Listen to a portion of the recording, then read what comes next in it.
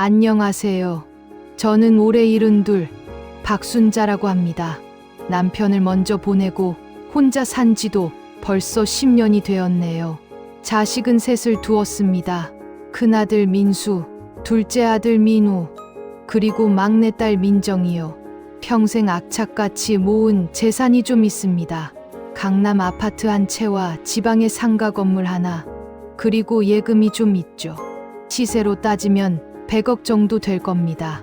이 이야기는 제가 치매 진단을 받고 나서 겪은 일입니다.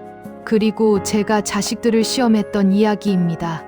결말이 어떻게 됐는지 끝까지 들어주시면 감사하겠습니다. 지난 석 달 전 일입니다. 요즘 들어 자꾸 깜빡하는 게 많아져서 병원에 갔습니다.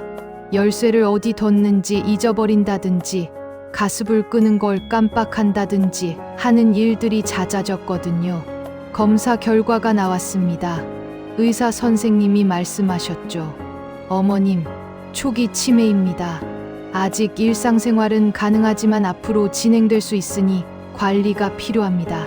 그 말을 듣는 순간 제 안에서 뭔가 무너지는 느낌이었습니다. 치매. 언젠가는 정신을 잃고 아무것도 모르게 되는 병. 자식들에게 짐이 되는 병이죠. 병원을 나와 집으로 돌아오는 길 혼자 생각했습니다. 앞으로 제 노후를 어디서 보내야 할까? 자식들은 저를 어떻게 대할까? 그리고 문득 이런 생각이 들었습니다. 지금은 제가 아직 멀쩡하니까 자식들이 잘해주는 거 아닐까? 만약 제가 정말 아무것도 못하게 되면 저 애들이 과연 저를 어떻게 대할까? 그래서 결심했습니다. 시험해보기로요. 집에 도착해서 자식들에게 전화를 돌렸습니다. 얘들아, 엄마가 병원 갔다 왔는데 치매래. 제가 전화하고 2시간도 안 돼서 자식들이 다 모였습니다. 큰아들 민수와 큰며느리 윤희, 둘째 아들 민우와 둘째 며느리 지영, 그리고 딸 민정이와 사위까지요. 평소엔 명절에도 핑계 대고 안 오던 애들이 이렇게 빨리 모인 건 처음이었습니다. 거실에 다들 둘러앉았습니다. 걱정스러운 표정들이었죠. 아니, 적어도 겉으로는 그래 보였습니다. 엄마, 괜찮으세요? 병원에서 뭐래요? 큰아들이 물었습니다. 초기 치매래. 관리가 필요하대. 제가 힘없이 말했죠. 그러자 자식들이 일제히 입을 열었습니다. 엄마, 걱정 마세요. 저희가 있잖아요. 이제 혼자 계시면 안 돼요. 저희 집으로 가시죠. 엄마, 저희가 모실게요. 편히 계세요. 참 듣기 좋은 말들이었습니다. 하지만 저는 그 눈빛들을 봤습니다. 서로를 견제하는 눈빛, 무언가를 계산하는 눈빛들을요. 그날 저녁, 자식들은 제가 먼저 주무시라며 방으로 들어가라고 했습니다. 저는 순순히 들어갔죠. 하지만 문을 살짝 열어두고 거실에서 나는 소리를 들었습니다. 형님, 엄마 우리 집에서 모시는 게 좋을 것 같아요. 둘째 아들이 말했습니다. 무슨 소리야? 장남인 내가 모셔야지. 큰아들이 받았죠. 오빠들, 며느리가 어떻게 엄마 마음을 알아요? 딸인 제가 모셔야죠. 딸이 끼어들었습니다. 그리고 이어진 대화. 그나저나 엄마 재산 정리는 어떻게 하지? 아파트랑 건물명에 이전을 미리 받아둬야 하는 거 아니야? 치매 심해지면 법적으로 복잡해진다던데. 저는 문 뒤에서 그 소리를 다 들었습니다. 가슴이 철렁 내려앉았죠. 하지만 이건 시작일 뿐이라는 걸 저는 아직 몰랐습니다. 다음 날부터 자식들의 효도, 경쟁이 시작됐습니다. 아침마다 전화가 왔고 저녁마다 찾아왔죠. 맛있는 음식을 사오고 약을 챙겨주고 제 손을 잡고 걱정했습니다. 하지만 제가 화장실에 가거나 잠깐 자리를 비우면 그 애들이 제 물건을 뒤지기 시작했습니다. 처음엔 제가 잘못 본 줄 알았습니다. 하지만 아니었어요. 어느 날 밤이었습니다. 제가 일부러 자는 척 누워 있었는데 큰며느리 윤희가 제 방으로 살금살금 들어왔습니다. 서랍을 열고 뭔가를 찾더니 금팔찌 2개와 금목걸이를 가방에 넣었습니다. 그리고 조용히 나갔죠. 이튿날 새벽에는 둘째 며느리 지영이 왔습니다.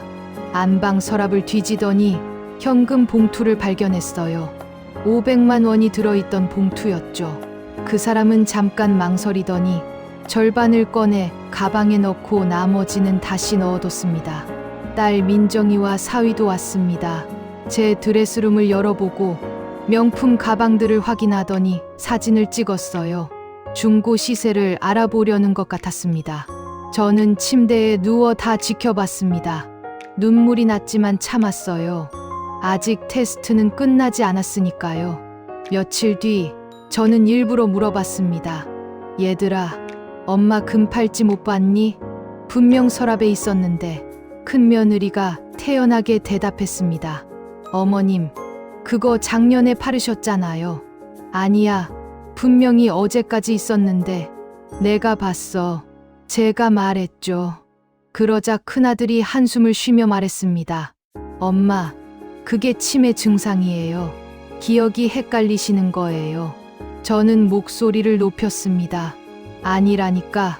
새 돈짜리 금팔찌 2개랑 금목걸이가 분명히 있었어.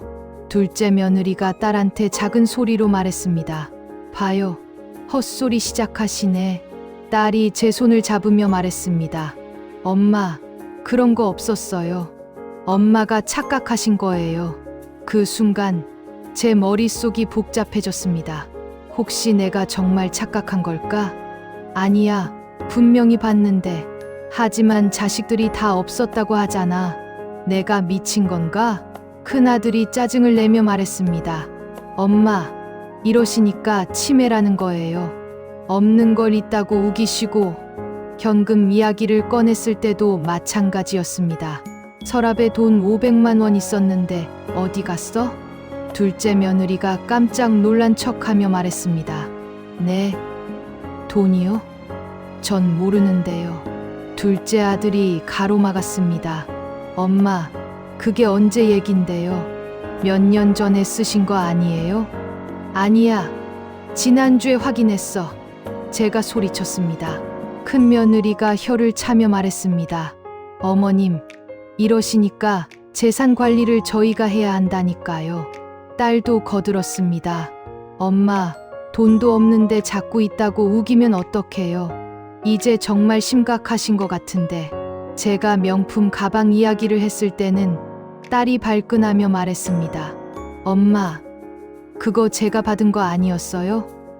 작년 생일 때 주셨잖아요. 내가 언제 줬어? 난 준 적 없는데.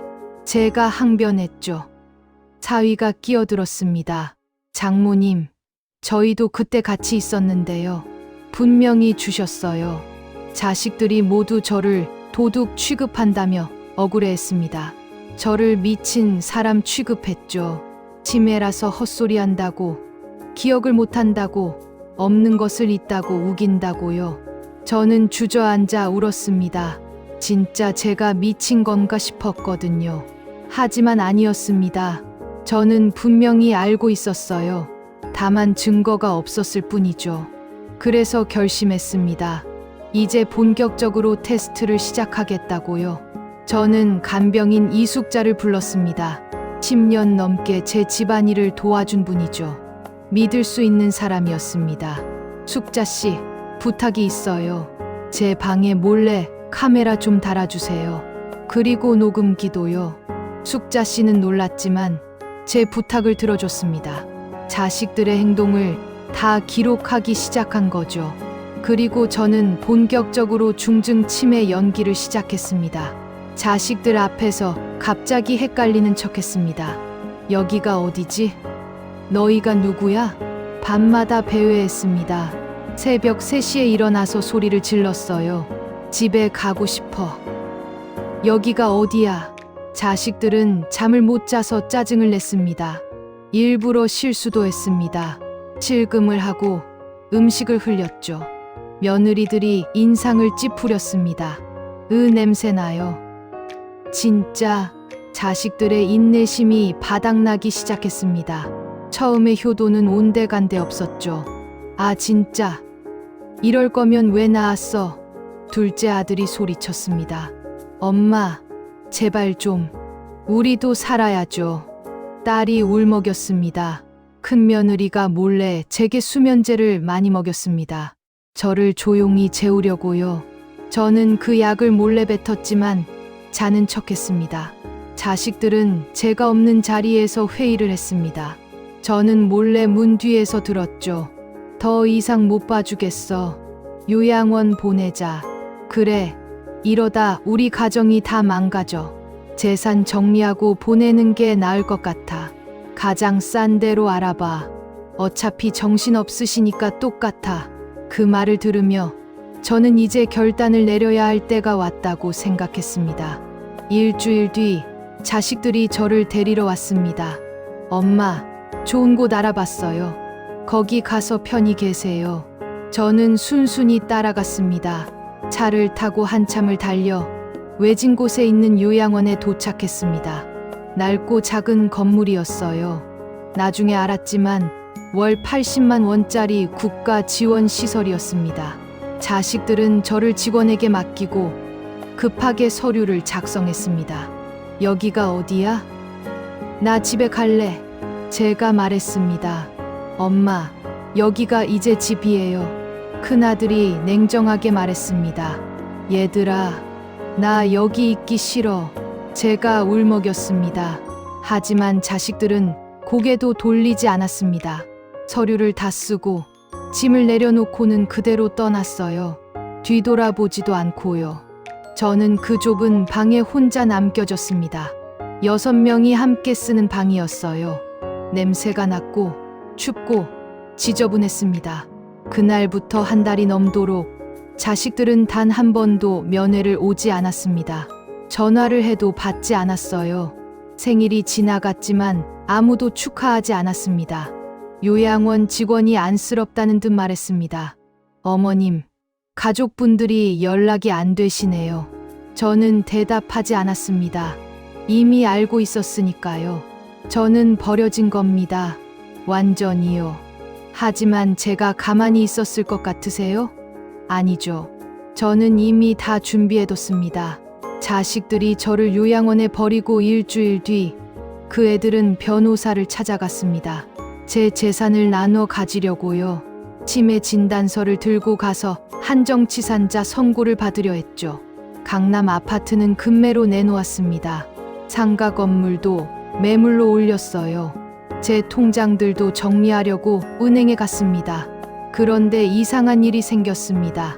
부동산 등기소에서 연락이 왔습니다. 명의 이전이 안 됩니다. 이미 신탁 처리가 되어 있습니다. 은행에서도 연락이 왔습니다. 이 계좌는 이미 해지되었습니다. 자식들은 당황했습니다. 무슨 일인지 몰라 변호사를 다그쳤죠. 변호사가 조사를 했습니다. 그리고 충격적인 사실을 알려줬습니다. 모든 재산이 이미 3개월 전에 처분됐다는 거였습니다. 아파트는 신탁회사로, 상가 건물은 매각되어 모든 예금은 해외 계좌로 이전됐다는 것이었죠. 이게 무슨 소리야? 엄마가 치매이신데 어떻게 이런 걸 했어? 큰아들이 소리쳤습니다.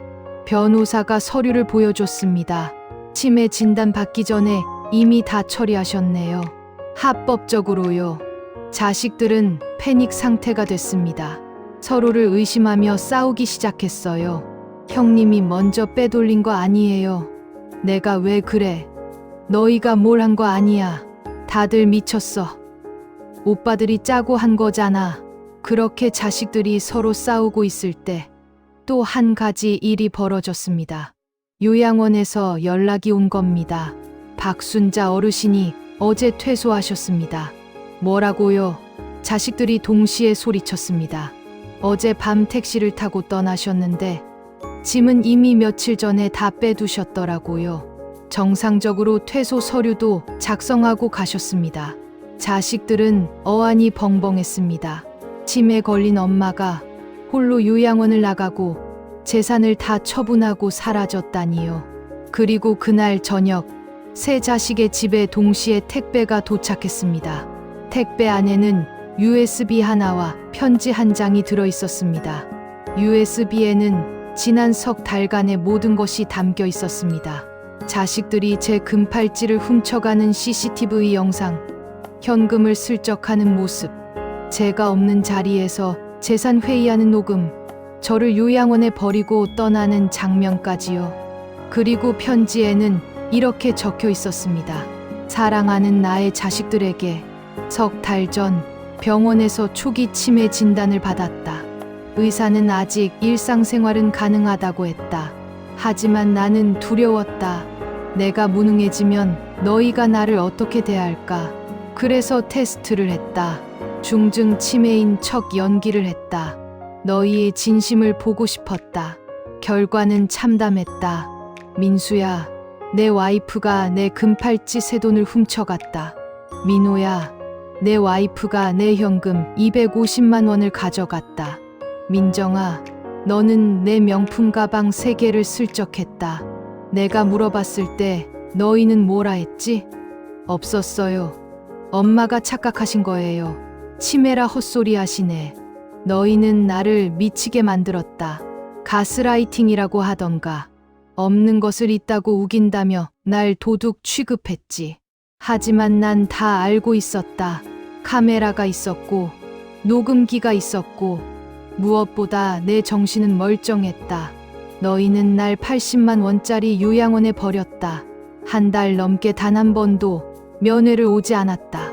생일도 명절도 없었다. 그동안 너희는 뭘 했지?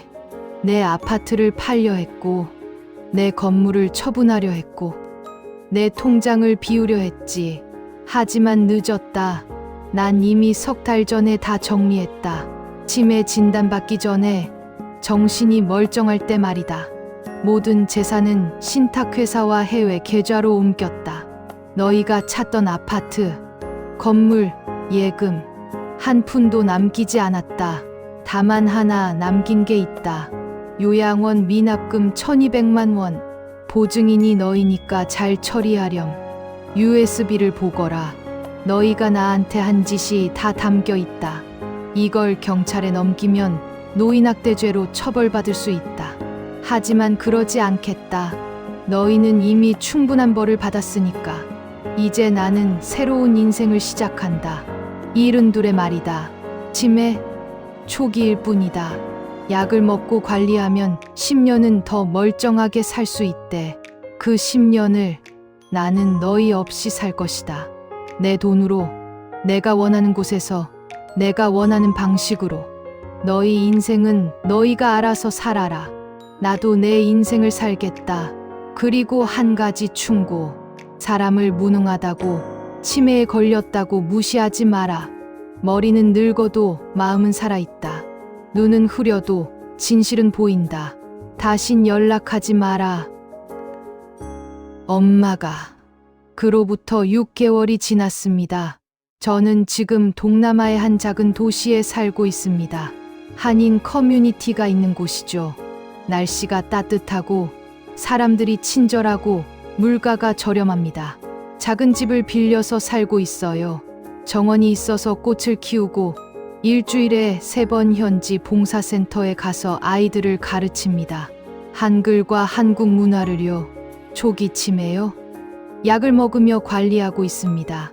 매일 운동하고 책 읽고 사람들과 어울립니다. 의사 선생님이 말씀하시길 이렇게 잘 관리하면 진행 속도를 많이 늦출 수 있대요. 자식들에게는 한 번도 연락하지 않았습니다. 그 애들도 제게 연락하지 않더군요. 아마 서로 재산 때문에 싸우느라 바쁠 겁니다.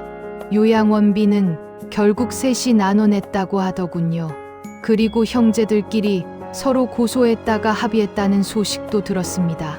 가끔 생각합니다. 제가 너무 잔인했나 하고요. 하지만 곧 고개를 젓습니다. 아니라고, 이게 맞다고요. 저는 평생 그 애들을 위해 살았습니다. 먹이고, 입히고, 가르쳤죠. 대학 보내고, 결혼시키고, 집 장만해줬습니다. 손주들 용돈도 챙겼고요. 하지만 제가 무능해지는 순간 그 애들은 저를 버렸습니다. 아니, 버리기 전에 먼저 털었죠. 저를 미쳤다고 했고, 헛소리한다고 했고, 가장 싼 요양원에 유기했습니다. 그게 효도입니까? 그게 가족입니까? 저는 선택했습니다.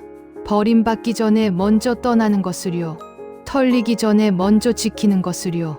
그리고 이제 제 남은 인생을 제가 살기로 한 겁니다. 여러분, 이게 제 이야기입니다. 혹시 여러분도 비슷한 처지이신가요? 나이가 들어 자식들에게 짐이 될까 두려우신가요? 아니면 이미 비슷한 일을 겪고 계신가요? 제가 드리고 싶은 말씀이 있습니다. 사람은 늙어도 존중받을 권리가 있습니다. 치매에 걸려도 몸이 불편해도 여전히 사람입니다. 함부로 대해서는 안 됩니다.